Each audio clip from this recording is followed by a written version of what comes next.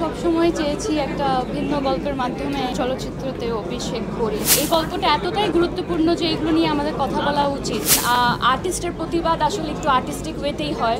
আমি তো সবসময় চেয়েছি একটা ভিন্ন গল্পের মাধ্যমে চলচ্চিত্রতে অভিষেক করি।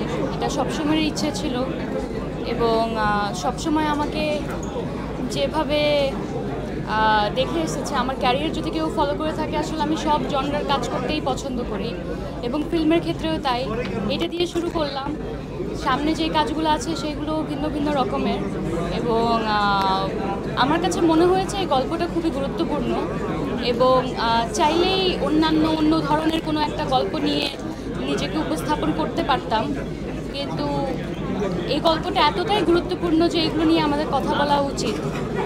দেখেন, আমরা প্রতিনিয়ত আসলে দেখছি যে অনেক মানুষের প্রাণ আসলে চলে যাচ্ছে শুধুমাত্র অ্যাম্বুলেন্স হসপিটাল পর্যন্ত পৌঁছাতে পারে না সেজন্য।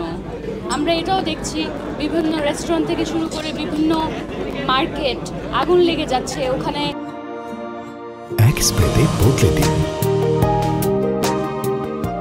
অ্যাঞ্জেলিক ফ্রেশ এয়ার ফ্রেশনার। সুবাসিত ঘরে সব ভাল লাগে। আমি জানি না কতজনের এই জিনিসটা ফেস করতে হয়েছে, বাট আমার ফ্যামিলিতে এই প্রবলেমটা আছে।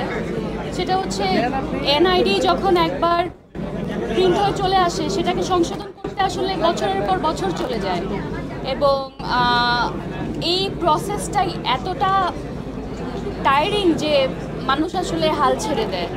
কোনো জায়গায় ঠিকমতো ব্যবস্থাগুলো করা হয়নি, সিস্টেমের মধ্যে একটু প্রবলেম আছে এবং আমরাই আসলে পারি এগুলো নিয়ে কথা বলতে এবং একটা আওয়াজ তুলতে।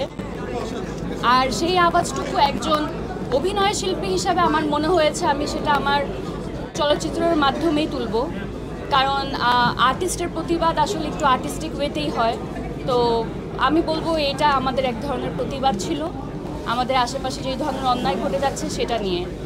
সিনেমাটা আপনাদেরকে কতটুকু ভাবাতে পেরেছে সেটা আপনারা হয়তো বা বলবেন, কিন্তু আমাদের জায়গা থেকে আমরা অনেক বেশি চেষ্টা করেছি এমন কিছু ইস্যু তুলে ধরতে যেগুলো নিয়ে আসলে কথা বলা উচিত। আমি আপাতত এটুকুই বলবো।